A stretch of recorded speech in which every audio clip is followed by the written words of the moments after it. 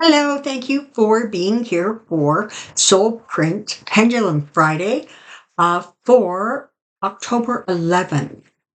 A couple of quick housekeeping notes. First one, to my friends, family, and viewers in Canada, I'm wishing you a very, very happy Thanksgiving if you celebrate.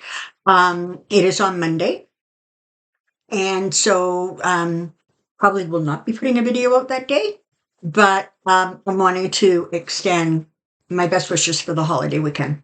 Um, I'm going to remind you again to please check your voting registration and make sure that you're registered. I know that a lot of places have already started early voting. I know some are coming online, I think somewhere around the 21st or so of October. So just stay on top of that and make sure you're good to go when it's time for you to vote. And don't forget to vote as early as you can. And I just going to make a quick announcement here. As you know, I offer private readings. The only place you can get information on those private readings in the Dropbox below is that email address, soulprint888@gmail.com. I am going to be increasing my prices for the first of the year, somewhere in January. I've been told repeatedly that my prices are too low. I purposely kept them low, and even with this increase, they're still going to be really reasonable. But I just wanted to give you guys a heads up in case you want to get a reading in before the new year, before the holiday season, just so you know. All right. And the amazing Joyce has sent me all of the questions, so let's get going. And one more quick reminder. If you have not checked out the newest Georgia update with Marcus, please do. I had a brain glitch, and I re-released one from a few months ago, and then I released the proper one a couple of hours later. But it's out there, and it's identified by saying newest.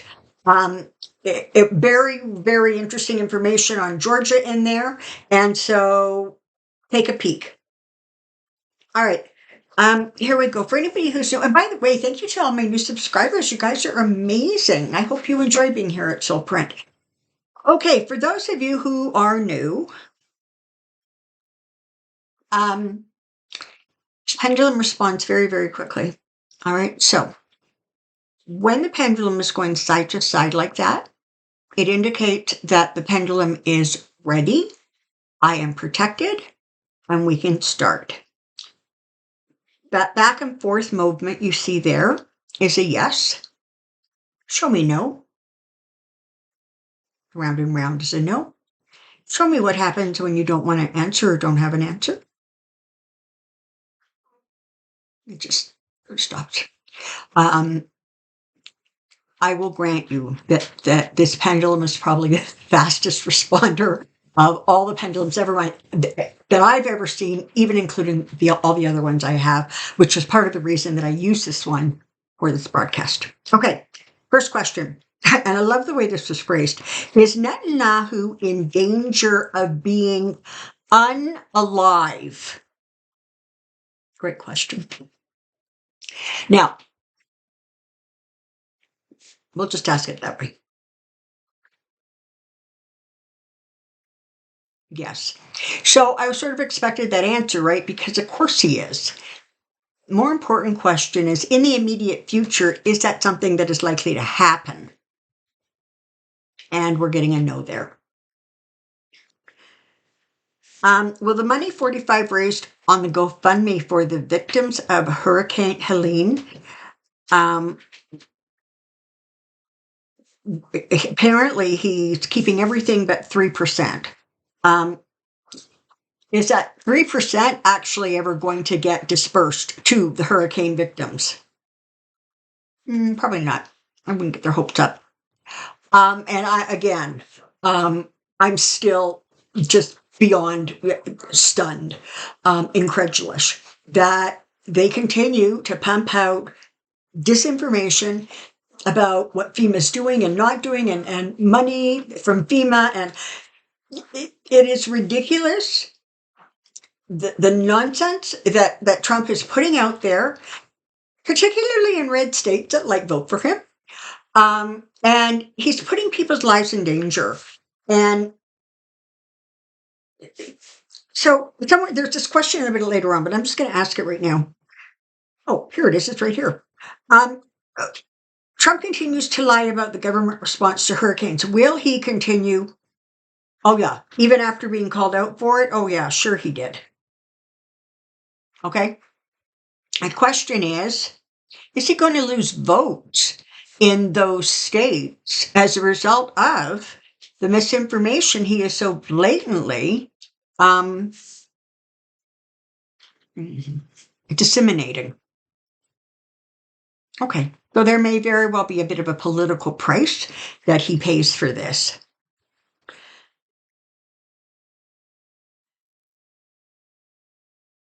Okay. Somebody wants to sort of the opposite of that. Somebody wants to know for the victims of Helene and oh my God, and Milton, which is just like cut a swath right through like the middle of Florida. I hope everyone is safe. I hope you were able to start recovering as quickly as you can, and know that you are in not only my thoughts and sending you white light and protection, but I'm sure many, many, many of the viewers here. So the question though is, will Biden's prompt response, this is turned in the election in the red areas, I'm going to ask it this way, will it increase the number of votes he gets for the Harris-Walz election? Will that? Yeah. Okay. I don't know if any of you know about this yet or haven't heard about this yet. So there's this podcast called Fragrant. I understand it's out of New York. It is apparently geared to sort of, 24 plus white males. Anyways, he was on this podcast, and what these guys do is they basically mock you and make fun of you. Think about that. Think about whoever put him in that position and how fast they're going to be fired. But in that podcast, one of the statements he made was that he is one of the most truthful people. He is a really basically a truthful guy. Sorry, I just want to plug this in. Basically a truthful guy. The two hosts all but fell off their chairs laughing, and they continued to laugh at him. The thing is that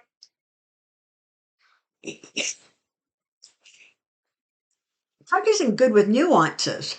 And so I don't know that he actually understood that he was being made fun of. By today, I'm sure he does.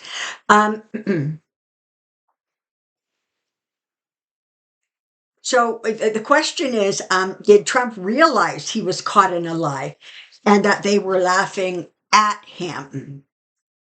So I'm going to ask that, did he understand that at the time? Okay, that's a no. Does he understand it now?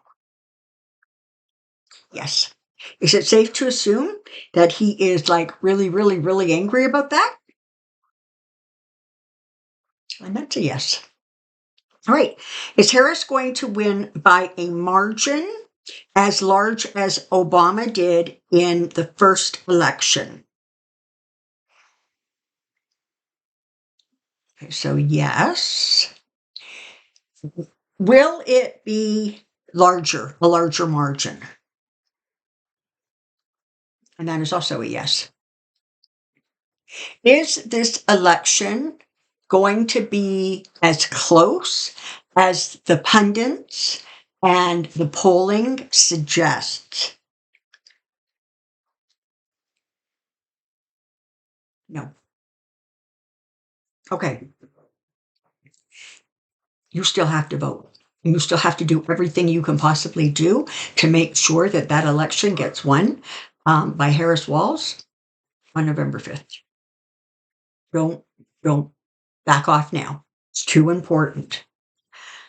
Um, will Florida go blue in November? Okay, so you can see, it's just sort of stopped. It doesn't have an answer. I'm going to ask it this way: is Florida likely to go purple as a result of the November election? Okay, so yes. Will the electoral votes from Florida go to the Harris Walls campaign? Okay, right now it's a very small yes. So what can I tell you? Well, that means that based on the energy right now, um, you know, it's in her favor. Will Texas vote blue in November? No, that one may take another couple of years. Will Maryland vote blue in November? Yes. And I did see in a comment section, one of my viewers was talking about the fact that they live in Maryland, and it's blue. It's a blue state, and apparently in her area, there's just like a flood of Trump signs. So she's curious and a little worried, but as of right now, it looks like you don't need to be so worried. Has Melania given money to the Harris campaign? No. Okay. Again, the book that she's putting out that apparently is ridiculously overpriced and full of kind of nothing. But one of the things that she said in that book, it's my understanding where it's been said publicly, is that she absolutely thinks that women should have the right to choose what they do and don't do with their bodies, and that men in government should stay out of the decision. So, whoops, there we go. When it becomes obvious that Kamala is the new president of the USA, will the former guys enablers and accomplices in Congress show visible signs of worry? Okay, so yes, small yes. Are we likely to see a significant number of them pivoting very quickly, because over the last 8 years, they have learned that they can say blue 1 minute and red 2 seconds later, and they're allowed to get away with the lie, right? Just they're allowed to get away with lying. They're allowed to get away with not standing firm on anything that they say they believe in. So, according to this, what we're going to see is some pivoting. Yes. And some are going to stay loyal to Trump until I think that it is absolutely 100% determined that he will not run again, or he is not going to be available to run again. Okay, I don't know who this is.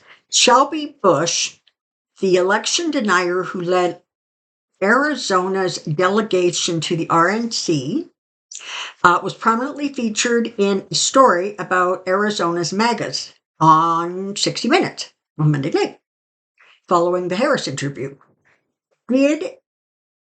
Do you see her experiencing any consequences for her actions on behalf of the MAGA movement in Arizona? Okay, so is there going to be consequences for this Shelby Bush?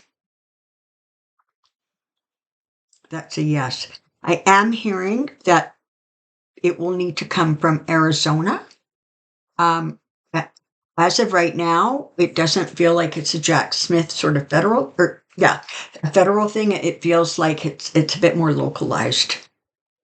And consequences is a broad word, right? So, consequences could be she gets fired. Consequences could be she gets indicted. Consequences could be that, her family and friends turn against her. I mean, will Congress ever amend the Constitution to protect us from another president like the former guy?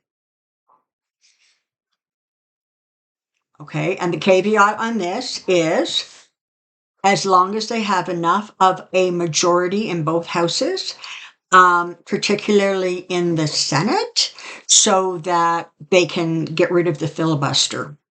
Then they'll be able to do it. Can the U.S. move forward while it has unhealed past trauma? Okay, so that's a really interesting question. Okay, so it's a yes. So this is what I just quickly want to say about that. I think a lot of people are in trauma responses and they're not really aware of it yet. I think when the threat of Trump is gone, that may very well be when they really start to realize the impact that he has had on them. And yes, you start moving step by step, going forward, and ideally, as you move a step forward, there's some healing created, and another step forward, and some healing created. It is a process. And listen, anybody who has had post-traumatic stress disorder, anybody who has had to deal with like significant grief, understands this is a process. And if we are, kind of focused and vigilant, we can get to the other end. We can get back into a place of light where we want to be. Will Washington, D.C. become a state in the next 2 years? Okay, no. In the next 4 years? That's a yes. And I have to tell you, honestly, I would have thought the answers would have been reversed because 4 years from now means that there has been a midterm, and it would be at this point really unusual for if the Dems have majorities in both House and Senate, it would be unusual for them to be able to hold on to them. And my understanding is that the Republicans absolutely do not want the District of Columbia to ever become a state because it's sort of like guaranteeing those electoral votes for the Democrats. Is J.D. Vance going to be president in the next 10 years?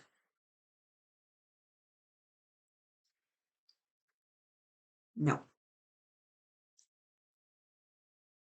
Another really interesting question. Is the organization Opus Dei trying to overthrow the government of America? Now, for anybody who doesn't know who Opus Dei is, I don't know if you can still find it, but on Netflix, there is a sort of movie/documentary about this organization. It's called The Family, pretty sure. Significant number of politicians belong to this very, very strict religious order. So the question is interesting because it's like, is Opus Dei actually trying to do that? I think, let's see. No. But are members of that group, I can't call it a cult, but are members of that organization interested or moving towards attempting to overthrow or shut down the government of America? And that's a yes. So it's not sort of the organization, for lack of a better word, but there are people in there that that is their agenda. Sort of, I think, also connected to Project 2025, et cetera, et cetera. For those of you who remember, I'm not sure if they actually still have them, but very early in a president's time in office, there is, I think it's called like the President's Breakfast or something. It is put on by either that organization or a tangent of it. So it's curious whether something like that is actually going to continue, or at some point, presidents are going to say, I cannot attend because in attending, I am endorsing. I don't know, just curious. There is much happening in the US with hurricanes and in the Middle East. Will we jump timelines again by the election? No. Timeline jumps like we experienced in July when Biden stepped back and Harris stepped forward, where it literally felt like we had jumped sort of from July until like October. Those happen really, really, really rarely, in part because when that shift happened, there are some people who energetically are like, oh, okay, and they just sort of assimilate that higher vibration that's created by that time shift. But there's lots and lots of people who sort of still have to catch up. And then there's some people who just, their path is really to basically not acknowledge it and not be impacted by it. So it's not something that happens it's not even like a blue moon kind of thing. It is something that happens, every decade or two, they're telling me. It's just not a common phenomenon. Does Tina Peters know she is lying? Does she actually know she's lying? Yeah, apparently no. So Tina Peters was the woman, I believe, in Colorado who let members of the Trump group who were trying to prove that the election, was a fraud and everybody lied and Trump actually really won. She allowed people from there to go in and take a look at and touch or something with the actual vote counters. She was charged with whatever she got charged with, and after a blistering commentary by the judge, he put her in jail for like 9 years, and her first of all, apparently while she was in court, she was continuing to talk about how the election was stolen. And right, okay, so she has like become completely, this is somebody who actually is going to almost need to be deprogrammed. But her response with the sentence was, but I have a family.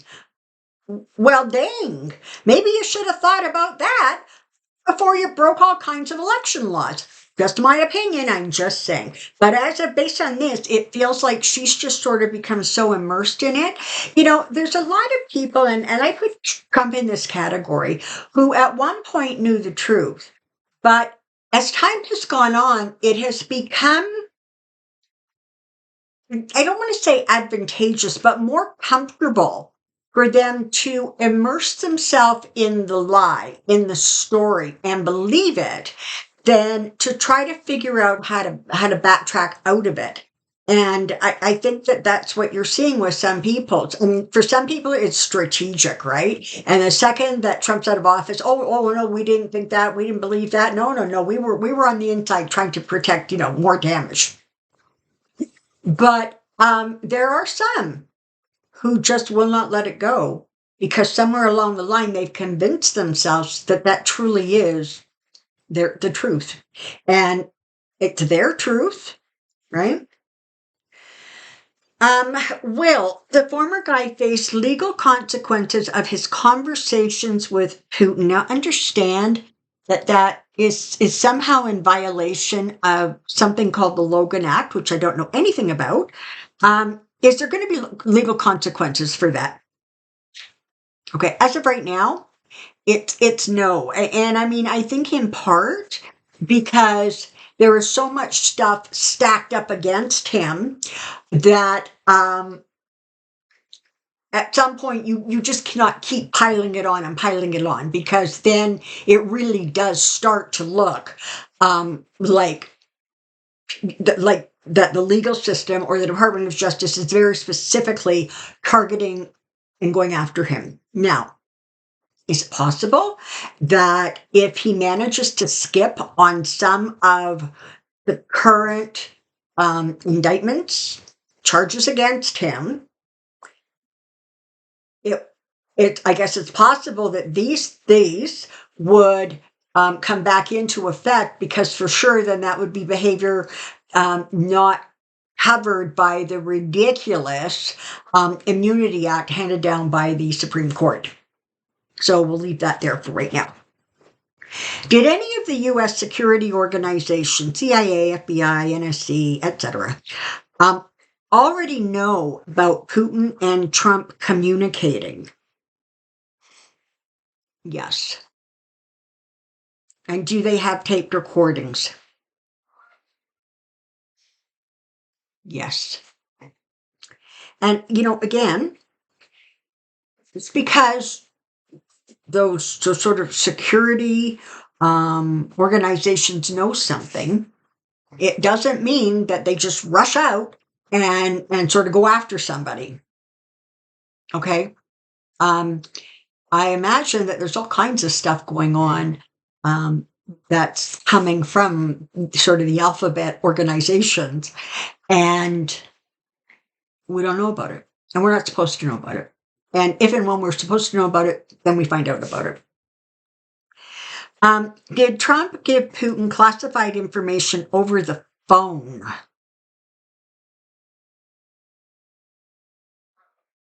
Not getting a response on that. Okay. Does Jack Smith have clear evidence of this for charges of treason? Okay, that's a no. Will Trump ever be charged with treason? Let's just get that off the table. No, he will not. Okay, now somebody wants to know, did Trump sell classified information to Putin?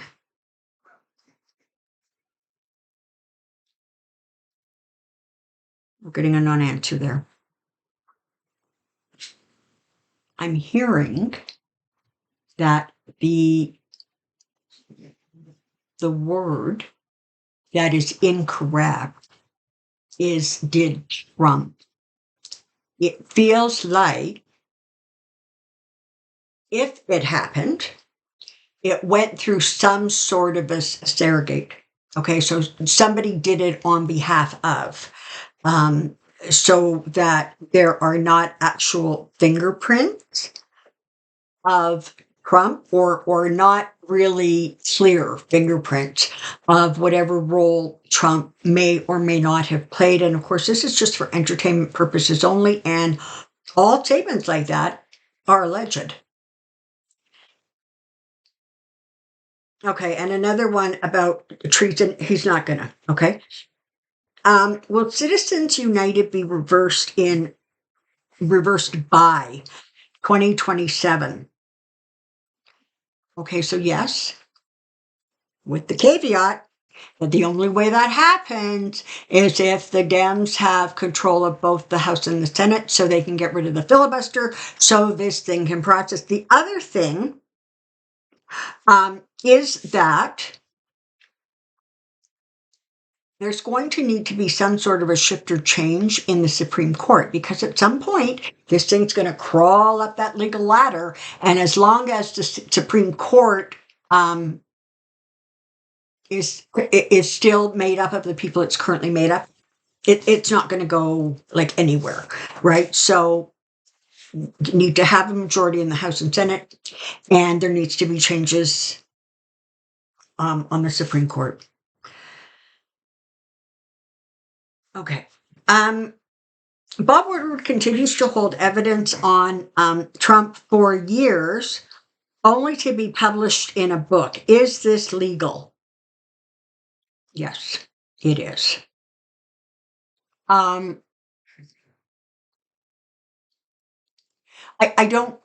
honestly, I don't know. But he is a reporter, and they have constitutional protection. And I mean, I think that if it was something absolutely egregious, okay, like somehow he found out that Trump had actually murdered somebody with his own hands, that would be reported. But things like, oh, he had a conversation here, or he gave Putin some medical tests there. It's and again, understand that even for him, the information he is getting is after the fact. It's not like he was standing in the office when those tests, COVID tests allegedly, went out to Putin. Okay, so even with the information he's getting that is new that we're hearing, it was also not current when he got it. Bob Woodward apparently wrote in his book that Biden had some harsh words for Netanyahu. Is this true? Yeah, it is. Okay, so did something happen to Putin on his birthday, Monday, October 7th? Who knew that's when it was his birthday? Did he die?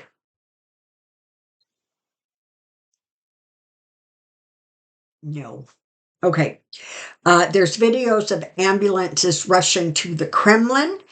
Was that medical response for Putin?